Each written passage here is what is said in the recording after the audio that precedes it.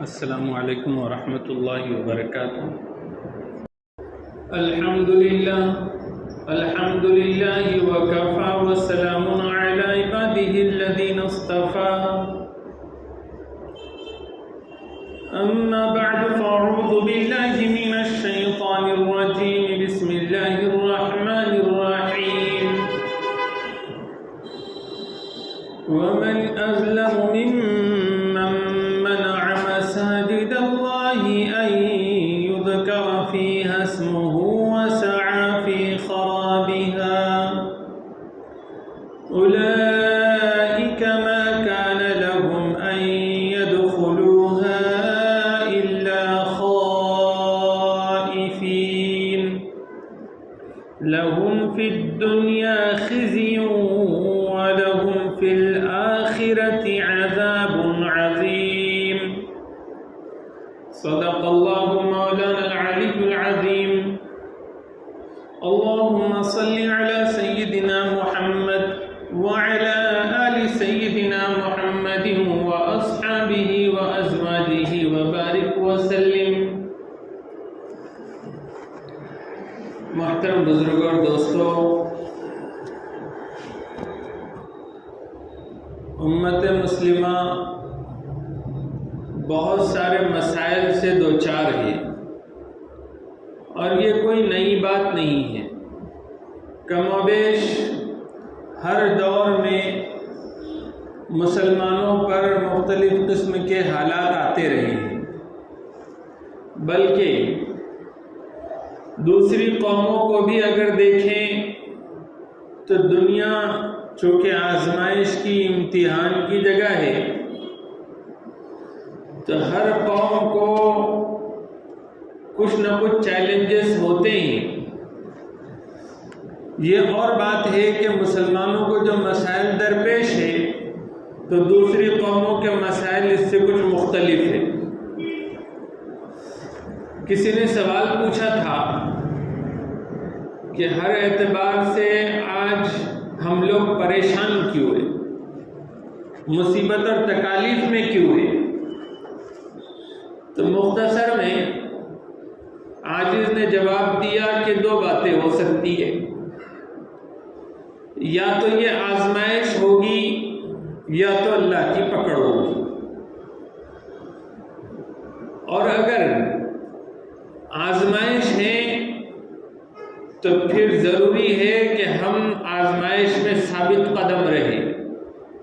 دین اسلام پر جم جائے اور حالات کا مقابلہ ڈٹ کر کریں۔ اور اگر یہ عذاب ہے تو پھر ہماری ذمہ داری یہ ہے کہ ہم توبہ کریں، استغفار کریں۔ ہم نے جو پٹری چھوڑ دی ہے تو پھر سے پٹری پر آ جائے، قرآن کریم سے اور رسول اللہ صلی اللہ علیہ وسلم کی لائی ہوئی شریعت سے ہم اگر ہٹتے چلے جا رہے ہیں تو پھر ہم دین شریعت پر آ جائیں۔ کیسے پتہ چلے کہ یہ آزمائش ہے، یہ حالات ہے، آزمائش ہے یا مصیبت اور عذاب ہے؟ تو اس کا جواب بھی سمپل سا ہے کہ میں اپنے آپ میں غور کروں، کیا میں دین اسلام پر ثابت قدم ہوں؟ کیا میں دین اور شریعت پر چل رہا ہوں اور دنیا بھر کے سارے طریقوں سے بیزار ہوں؟ اللہ کو خوش کرنے والی زندگی گزار رہا ہوں؟ اگر جواب ہاں میں ہے تو سمجھ جائیے کہ میرے لیے یہ آزمائش کا ماحول ہے اور موسم ہے۔ اب مجھے جو دین پر چلنے کی اللہ نے توفیق عطا فرمائی ہے، اس میں اب جم جاؤں اور حالات کا ڈٹ کر مقابلہ کروں۔ اور اگر جواب نامے ہیں، مطلب جواب یہ نکل رہا ہے کہ میں اللہ کی مرضی والی زندگی نہیں گزار رہا، میں اللہ کو ناراض کرنے والی زندگی، شیطان کی تابعداری والی یا شیطانی صفت رکھنے والی دوسری قوموں کے تابعداری والی زندگی گزار رہا ہوں، تو پھر سمجھ جائیے کہ اللہ کی میرے حق میں پکڑ ہے۔ اور جب یہ پکڑ ہے تو پھر ضروری ہے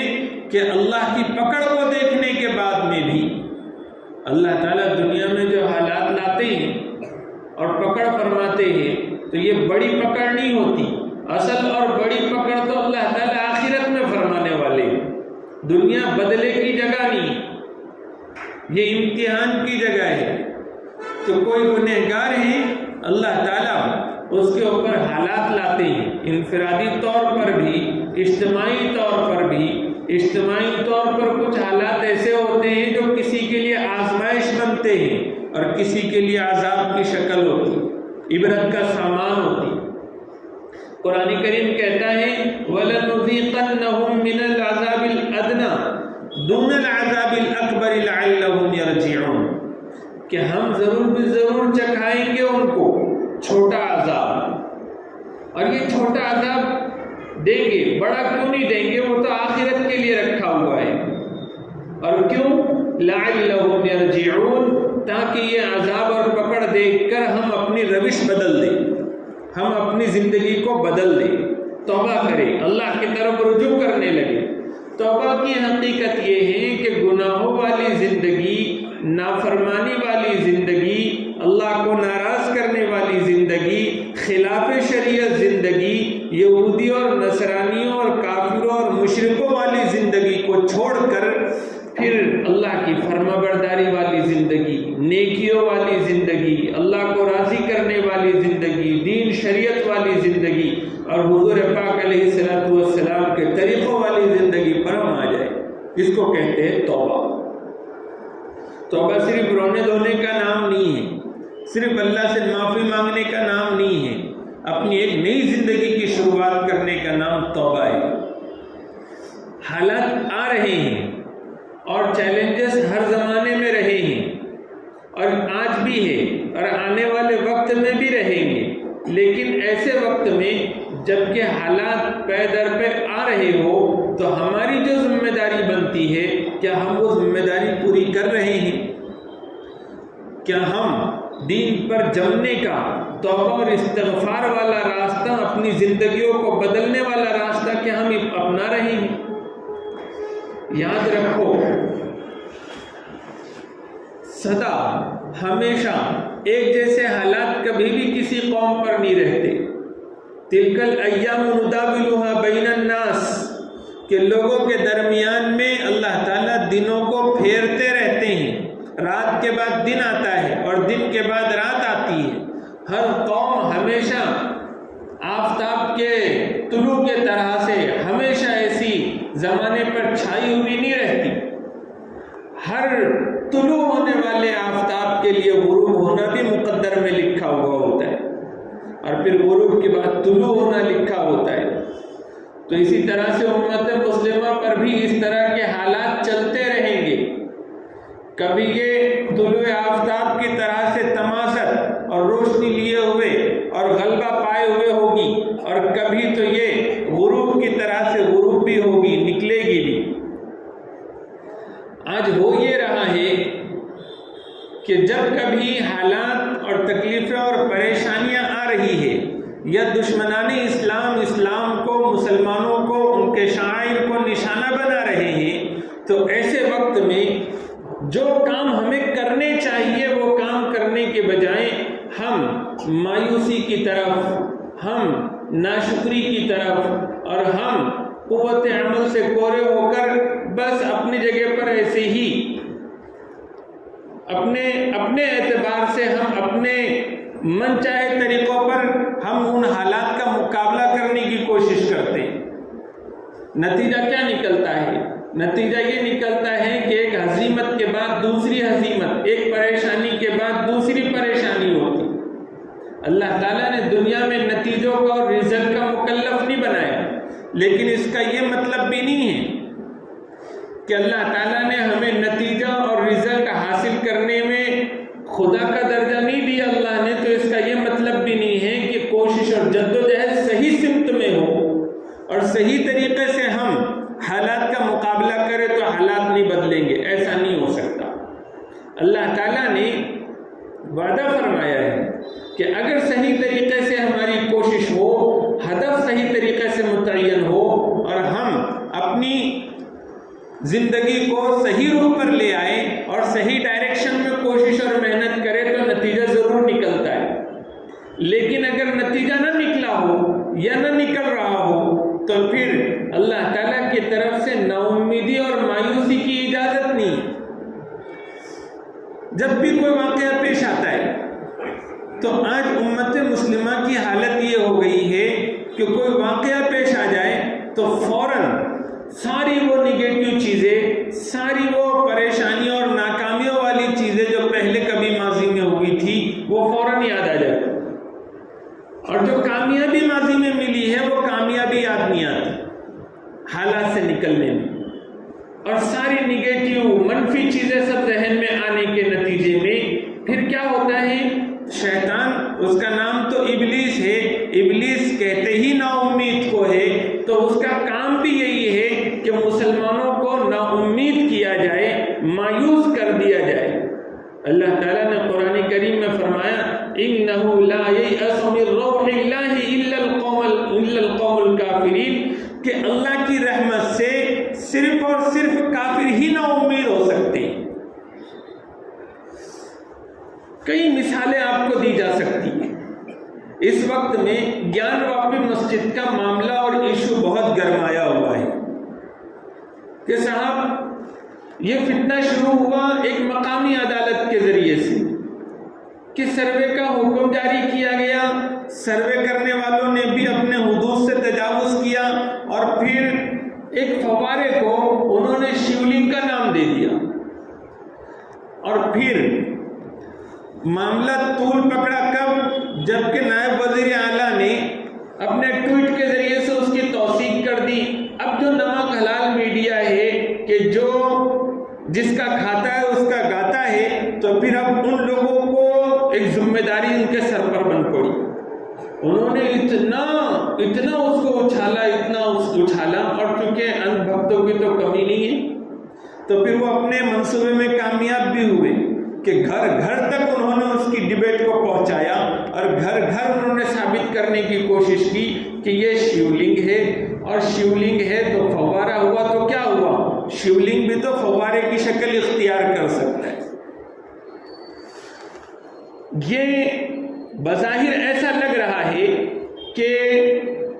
ان لوگوں کی کامیابی ہو رہی ہے یا ہندو سماج کسی درجے میں کامیاب ہو رہا ہے، لیکن حقیقت میں یاد رکھو اللہ تعالیٰ کی جو مسجدیں ہیں، اللہ تعالیٰ کے جو گھر ہیں، اللہ تعالیٰ نے بتایا وَمَنْ أَظْلَمُ مِمَّنْ مَنَعَ مَسَاجِدَ اللَّهِ أَن يُذْكَرَ فِيهَا اسْمُهُ کہ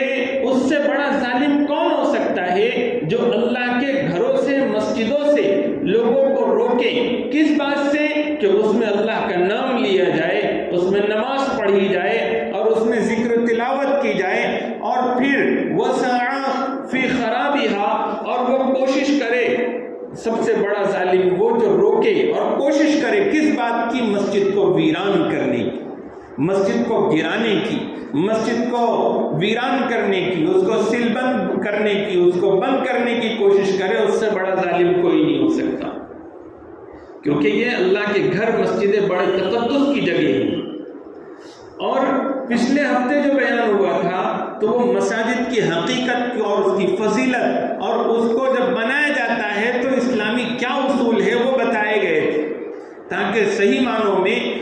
اگر کوئی مسجد کی اس حقیقت کو سمجھنے کی کوشش کرے تو اگرچہ کہ وہ مسلمان نہ ہو تب بھی اس کے دل میں ایک مسجد کا وقار اور تقدس ہوگا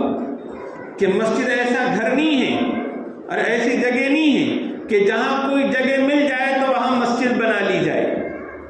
روڈ پر، راستوں پر اور کسی بھی جگہ پر جس طرح سے لوگ دوسرے لوگوں کے معبد اور عبادت کی جگہ بن جاتی ہے، ایسے مسجدوں کا حال نہیں.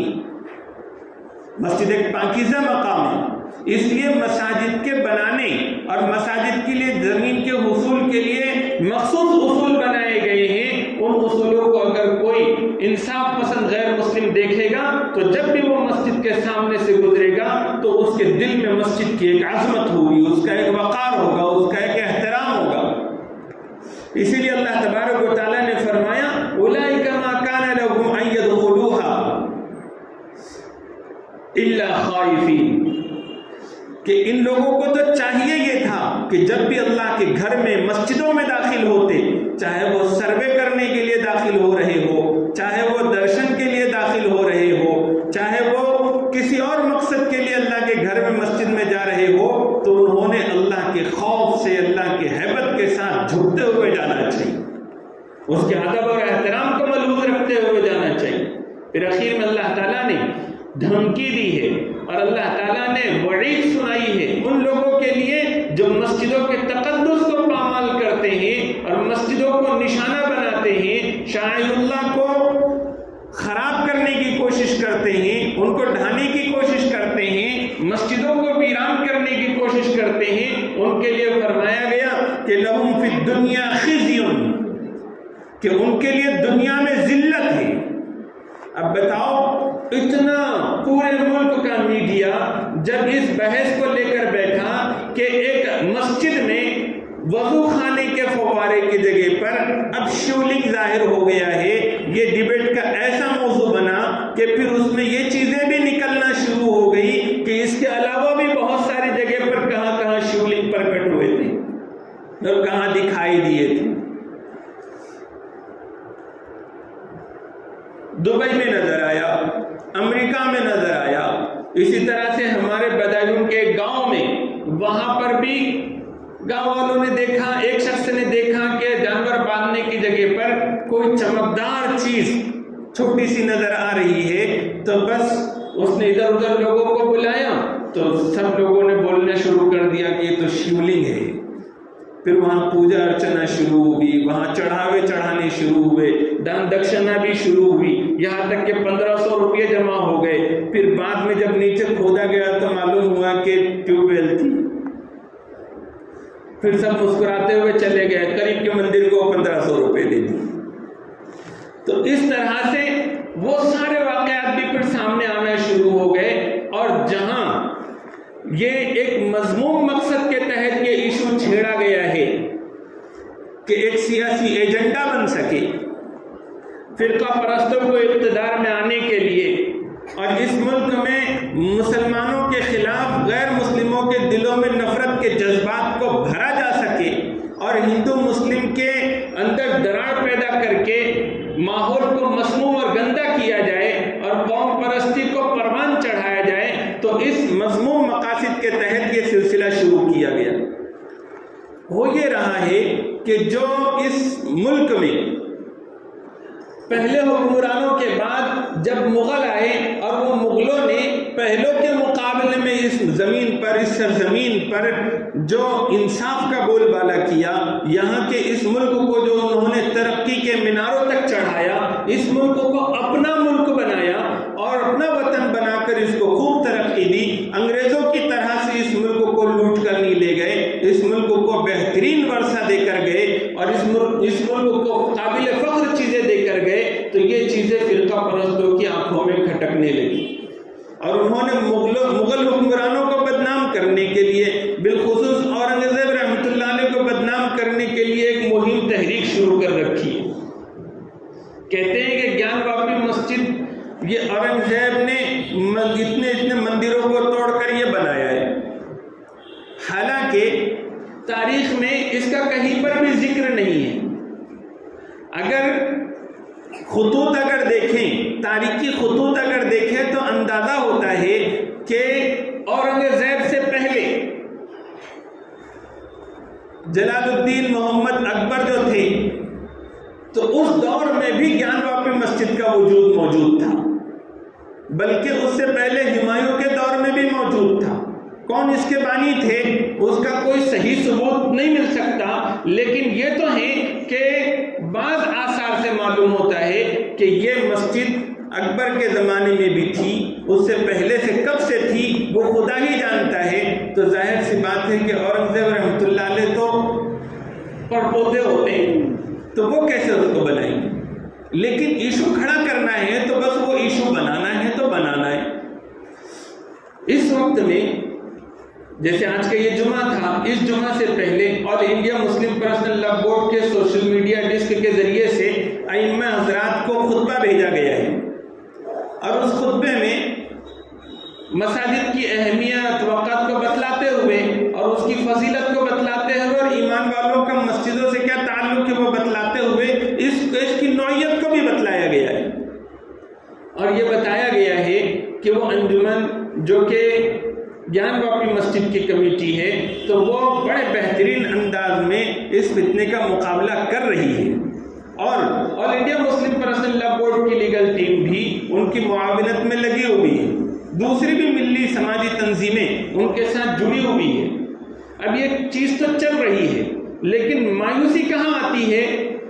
ہوتا یہ ہے کہ جیسے ہی اب گیان واپی مسجد کا معاملہ آیا، ظاہر سی بات ہے، سب کے سمجھ میں آنے والی بات ہے کہ بابری مسجد کا جو قضیہ تھا، جو سالوں تک چلا، اس کے ذریعے سے سیاست کی گئی، اس کے ذریعے سے قتل عام کیا گیا، فسادات بھڑکائے گئے اور اس ملک کی پوری دنیا میں رسوائی ہوئی، تو یہ معاملے میں سپریم کورٹ نے جو مایوس کیا اور جو عدل و انصاف کے خلاف صرف ایک قوم کی آستھا کی بنیاد پر جو فیصلہ دیا، اس فیصلے کی وجہ سے فرقہ پرستوں کے حوصلے بڑھ گئے، اس میں کوئی دو رائے اور شک کی بات نہیں ہے۔ لیکن ہو یہ رہا ہے کہ ہم لوگ جیسے ہی گیان واپی مسجد کا نام آتا ہے تو ہمارے ذہن میں ایک دم سے بابری مسجد کا فیصلہ یاد آ جاتا ہے، اور پھر نا امیدی اور مایوسی کی طرف چلے جاتے ہیں، جبکہ مایوسی ایک مسلمان کو ذرا بھی زیب نہیں دیتی۔ مایوسی میں ہوتا کیا ہے؟ مایوسی میں ہوتا یہ ہے کہ مایوس آدمی کو شیطان مستقبل کے اندر امید سے نا امید کر دیتا ہے، پھر بندے کو بعد میں امید باقی نہیں رہتی کہ مسجد بچے گی کہ نہیں بچے گی، یا دوسرے معاملات میں آنے والے بہتر مستقبل کی اس کی امید نہیں رہتی۔ دوسرا، شیطان یہ کام کرواتا ہے کہ قوت عمل ختم کر دیتا ہے، حال کی فکر ختم ہو جاتی ہے، جو چل رہا ہے تو آدمی بددل ہو جاتا ہے اور فکر نہیں رکھتا کہ مجھے ان حالات کو تبدیل کرنا ہے۔ مایوس کرانا ہی تو چاہتا ہے میڈیا، مایوس کرانا تو چاہتے ہیں فرقہ پرست لوگ۔ ایک مسلمان کو اپنے ایمان کو بچانے کی ضرورت ہے، نا امیدی کو نزدیک آنے نہیں دینا ہے۔ بہت ساری چیزیں ناگوار ضرور ہوئی ہے، لیکن خوش آئند چیزیں بھی ہوئی ہے اور آئندہ بھی ہو سکتی ہے۔ اب اگر دیکھا جائے تو عوامی مہم، عوامی تحریک کی جب ضرورت ہوگی تو یہ ہماری ملی تنظیموں کی طرف سے ضرور ہونے والی ہے، لیکن جب کبھی مایوس ہو جاتا ہے کوئی مفکر، جب مایوس ہو جاتا ہے کوئی جوان، مایوس ہو جاتا ہے کوئی دانشور، تو پھر وہ آنے والے وقت کے لاہ عمل کو بتلانے کے بجائے شکوے شکایت میں پڑ جاتا ہے، ایک دوسرے کو لان تان کرنے میں پڑ جاتا ہے کہ ان کی وجہ سے ایسا ہوا، ان کی وجہ سے ویسا ہوا۔ یقیناً بابری مسجد کا جو فیصلہ آیا تو اس سے اس ملک میں کیا پوری دنیا میں ہمارے اس ملک کی سپریم کورٹ اور عدالت عالیہ کا وقار مجروح ہوا ہے، اور ایک نا امیدی کی سی کیفیت پیدا ہوئی ہے۔ اور حالیہ اس معاملے میں بھی جب انجمن والے سپریم کورٹ سے رجوع ہوئے تو اور حوالہ بھی دیا کہ 1991 کا جو قانون ہے عبادت گاہوں کے تحفظ کا، جو بتلاتا ہے، اور وہ جو بنایا ہی اس لیے گیا ہے کہ یہ ایسے ڈسپیوٹ میٹر بعد میں پیدا ہی نہ ہو اور ہندو مسلم کے درمیان میں دراڑ پیدا کرنے والی شکلیں اس ملک میں نہ رہے، گنگا جمنی تہذیب کا گہوارہ یہ ملک بنے، ذات پات کے جھگڑے ختم ہو جائے، مذہبی جھگڑے۔ وہ کہتا ہے کہ 1947 تک جو عبادت گاہیں تھی 1947 تک تو وہ اپنی حال پر وہ باقی رہے گی اور کوئی اس کو دوسرے مذہب کی عبادت گاہ میں تبدیل نہیں کر سکتا۔ سپریم کورٹ نے کہا بھی کہ چونکہ یہ بابری مسجد کا قضیہ اس سے پہلے چل رہا تھا، اس وجہ سے اس قانون سے اس کو مستثنی کیا گیا ہے۔ تو یہ جو قانون ہے 1991 کا، تو یہ قانون گیان واپی مسجد کو تحفظ فراہم کرتا ہے۔ تو ہونا یہ چاہیے تھا کہ سپریم کورٹ اس موقع پر نیچے کے فیصلوں کو کلعدم کرتی اور اپنا خصوصی اختیار استعمال کرتے ہوئے ڈسپیوٹ کو وہی ختم کر دیتی، لیکن انہوں نے بھی مصنوعی توازن برقرار رکھنے کے لیے، ظاہری توازن برقرار رکھنے کے لیے، مسلمانوں کو بھی خوش کرنے کے لیے کہ جو نیچے پابندی لگی تھی محدود نماز پڑھنے والوں کی جو آرڈر تھا تو اب وہ ہم کینسل کرتے ہیں، وہاں کسی کو نماز کے لیے رکاوٹ نہیں ہو۔ اور ہندو فریق کو بھی خوش کر دیا کہ وہ جو مسجد کا احاطہ ہے جہاں پر شیولنگ کا ایشو کھڑا کیا گیا ہے تو وہاں اس کو سیل کر دیا جائے گا اور اس کو محفوظ رکھا جائے گا، اور ڈسٹرکٹ مجسٹریٹ کو جو ہے تو اختیار دیا گیا کہ وہ اس کا فیصلہ کرے۔ اب یہ جو ہے یقیناً یہ مایوسی والی چیز ضرور ہے، یہ سپریم کورٹ سے، سیاست دانوں سے، ان سے اس طرح کی توقع نہیں کی جا سکتی تھی۔ جو اس ملک کے سنویدھان کا، اس ملک کے دستور کی قسم کھاتے ہیں، ان لوگوں سے قطعاً اس کی امید نہیں کی جا سکتی، لیکن یہ ہو رہا ہے۔ اس کے باوجود بھی اگر ہم لوگ پوری امید کے ساتھ اللہ تبارک و تعالیٰ کی سے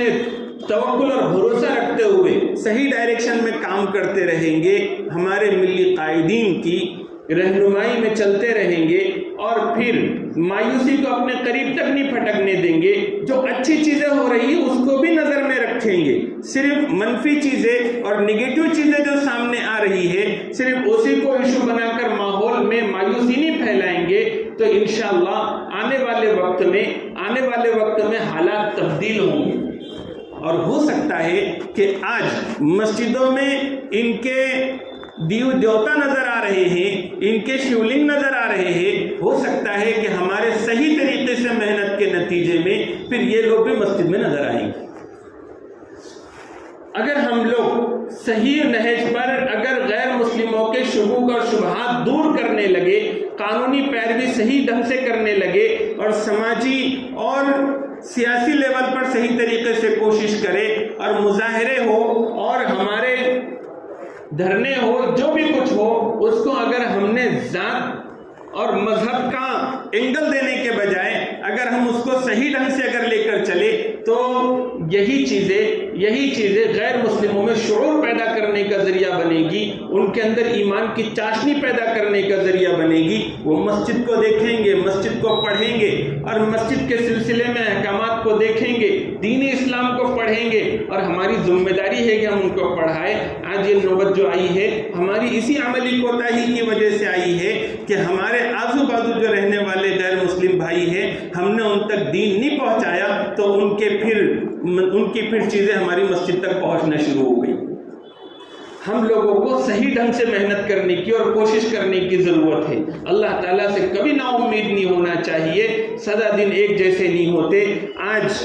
اگر اس طرح سے ظلم کیا جا رہا ہے، ناانصافی کی جا رہی ہے، تو ایک وقت آئے گا کہ انصاف کا بھی بول بالا ہوگا، اور حقیقت میں جو مسجدوں کو ویران کیا گیا ہے وہ مسجدیں پھر سے انشاءاللہ آباد ہوگی۔ اللہ تعالیٰ مجھے اور آپ کو کہنے سننے سے زیادہ سمجھنے کے اور پھر عمل کرنے کی توفیق عطا فرمائے۔ وآخر دعوانا الحمدللہ رب العالمین۔